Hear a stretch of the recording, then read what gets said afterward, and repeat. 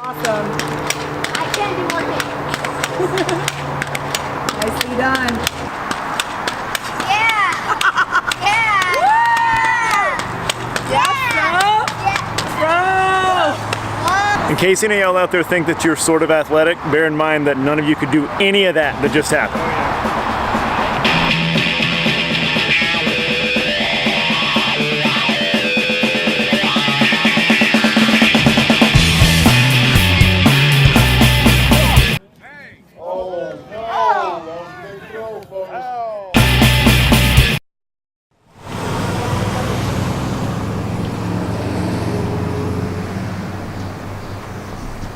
I mean, yeah, sometimes you got to party in the parking lot of a hotel. All right, we're loading up, headed to CSA.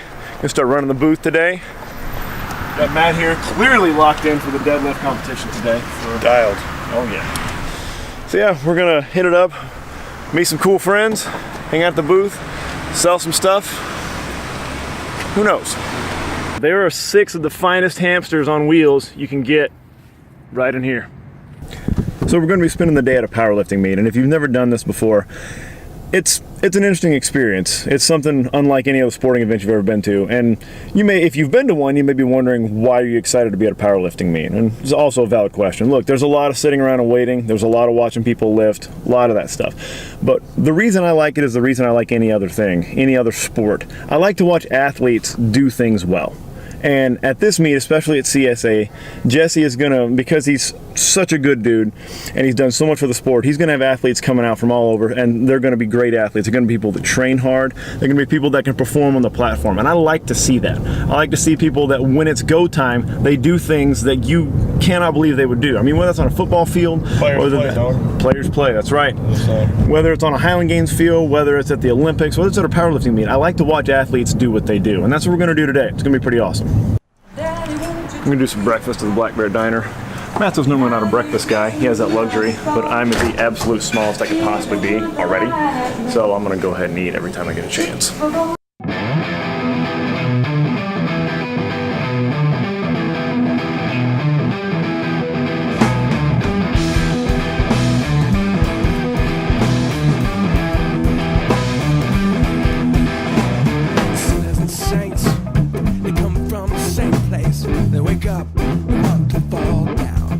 Photographer, huh? Mm-hmm. Not really. Not really? Just got a camera. Okay. The sinners and saints, the same contribution to keeping adrift in this town. My feet on fire, I blew out my tires. I hit a pole, but I don't recall. And I just got kissed by a beautiful girl who tells me I look like a saint. And that's all.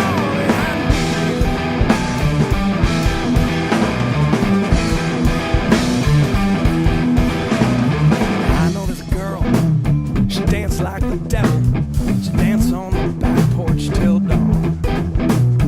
Take off your shirt, I'm a drunk, I'm a flirt, and these hands on my chest don't feel wrong. Now come meet the neighbors, you know that you're welcome. Just stay till we all see the sun. And I just got kissed by a beautiful girl who tells me I look like a saint. Well, I'm still running the booth here at CSA, the HVIII Brand Goods booth. Have the best booth friends possible. Matt's getting ready to deadlift right now, so things have gotten a lot quieter. We got Drew Canavero here from Black Iron Gym. Man, that was flattering. I can think of at least 9 other guys who are going to bring you more energy than I am. But you're getting 100% of the 70 I'm giving you. That's all of it. Look at that. All right, Drew Canavero. Exactly. Powerlifting meet. Drew, #1 tip for powerlifters trying to transition into the food service industry. #1 tip. Well, man, this is a comment. I would be remiss to tell you to go back to school. Powerlift to school. But just, I mean, you know, you gotta study the evolution of the market. You know, people want. All right, guys. So thanks for tuning in. We appreciate it. Go all day on that subject.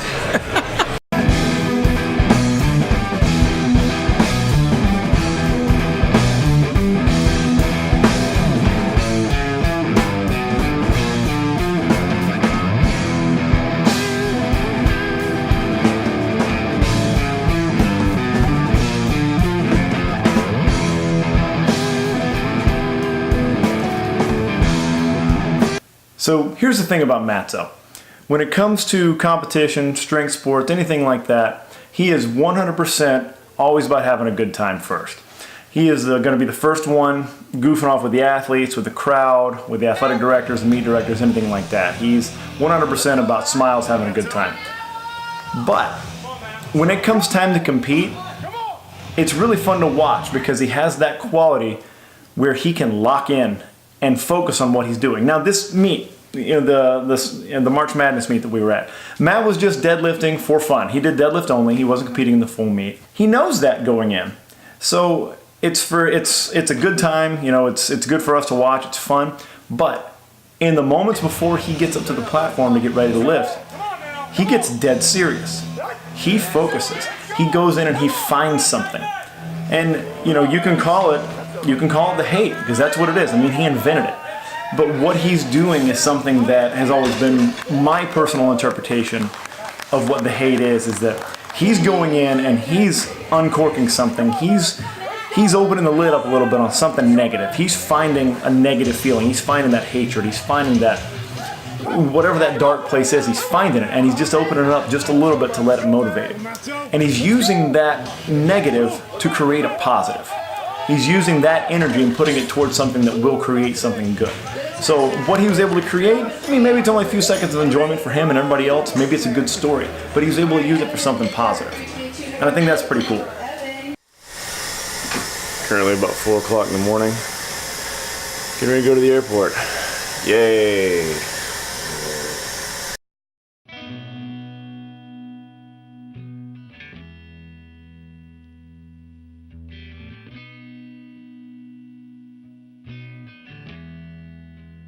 So I used to travel for work all the time. I was a business traveler. So that was probably about 8-9 years ago though. Job changed, life changed. Haven't traveled as much, just traveled for vacation. So I haven't been at Dallas Love Field since 2013 or so. And they class the place all. Sweet, man. So I stepped off the plane, was lost for a second, no idea what state, what country I was in. I was expecting a dumpy little airport like usual, so hey, world keeps moving when you get older, kids.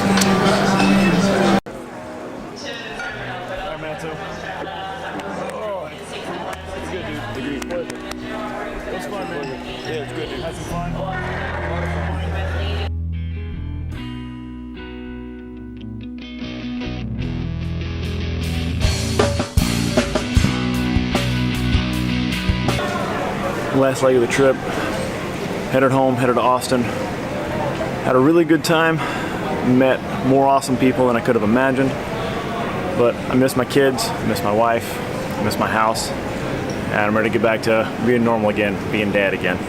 It's gonna be nice. I talked to some people on the trip about this, and it sounds silly, but it's true, but after about 48 hours away from my kids, I kind of physically ache to be with them. I know that sounds like something that a mom would say more than a dad, I guess, which is strange, but I really do. Like it becomes hard for me to be away from them for 2 days. And my dad worked away from home a lot. That's all I remember when I was a kid. He was away more than he was home. And, I guess he had to provide for us, to give us the stuff we had. And I understand that now that I'm older, but I can't fathom it. I think I spent so much time with them day to day when they're little that it's just, it doesn't seem like that would be real life. Like that is my life. And it's 1 weekend away, and the kids actually, they need that, and they'll flourish with that. They'll be okay.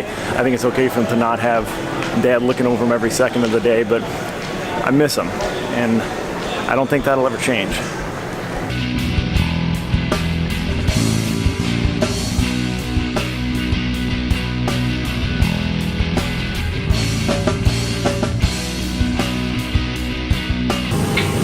So on this last leg of the flight, we're on a plane that doesn't have Wi-Fi. I didn't realize I was flying in the Stone Age. Just walked out of the airport, into the car, ready to head home. This is the true last stretch, not the last stretch as I was talking about before. It occurs to me that I had not really given any recovery updates in terms of my surgical recovery, how my behind was doing. So pretty good overall. I'm not 100% normal yet, not that I ever was, but I'm not 100%, I guess, healed.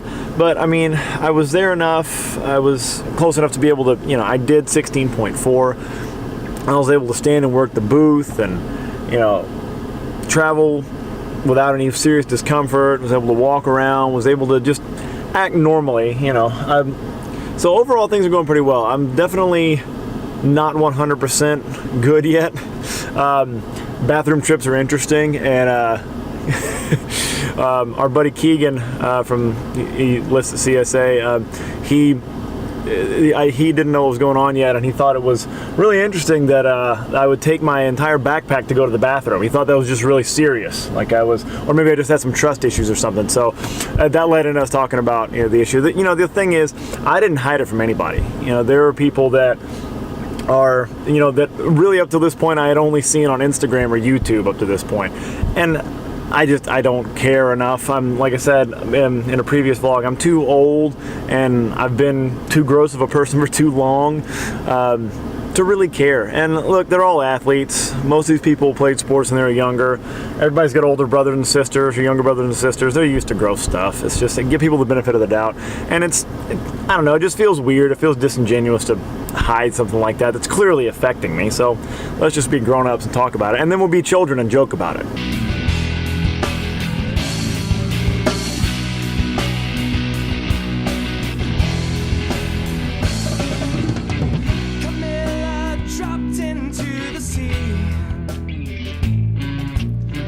An anchor strapped on